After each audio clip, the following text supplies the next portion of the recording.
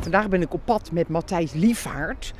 Die zit helemaal in de natuur en die gaat vandaag de kinderen vertellen van de klas achter mij hoe vogels aan hun naam komen. Matthijs, nou moeten die kinderen zelf vogelnamen verzinnen. Waarom? Ja, nou als je een naam verzint voor een vogel, dat betekent dat je heel goed moet kijken naar details. Of luistert naar welk geluid die vogel maakt. En dat zorgt ervoor dat je echt beter gaat kijken, beter gaat luisteren. Het is heel creatief. En het zorgt ervoor dat je uiteindelijk beter onthoudt wat je hebt gezien. Ik hoorde net een halsbandparkiet, die zit daar boven in de boom. Een soort groene kleine papegaai. Daar hoor je een winterkoninkje. En net hoor ik een vogel die vandaag een hele belangrijke rol gaat spelen. Deze vogel. Hoor je dat? Dat is namelijk de chifchaf. Wat ik zo leuk aan deze vogel vind, is dat als je dit hoort, ik moet daar spontaan van dansen. Het is een soort housebeat eigenlijk die ik hierbij hoor.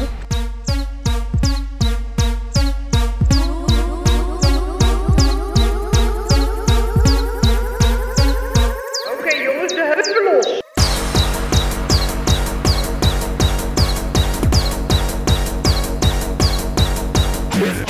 We gaan proberen vandaag zoveel mogelijk verschillende vogels te ontdekken.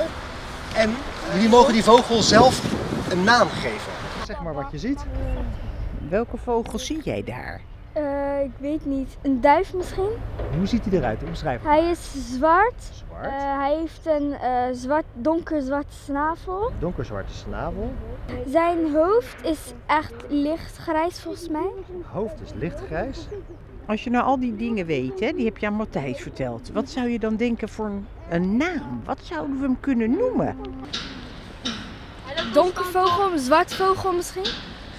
Of grijskopje? Ja, dat kan ook. Maar jij weet hoe die heet, hè? Ja, die tjaf. Grapje. Hij is wit. Het lijkt een beetje op melk, dus ik noem hem gewoon melk. Melkje. Ja. Melkje? Ja. Je vindt hem net zo wit als melk? Ja. Melkje. Ik denk dat hij dat een heerlijke naam vindt, Melkje. Hé Trim, nou hebben we toch lang rondgelopen, allemaal vogels gekeken. Wat heb je geleerd? Ik heb nieuwe vogels geleerd die ik zelf niet wist, zoals de chifchaf. En ik had ook nog iets, maar ik weet hem niet meer. Onthou er één, is toch al fantastisch? Ja.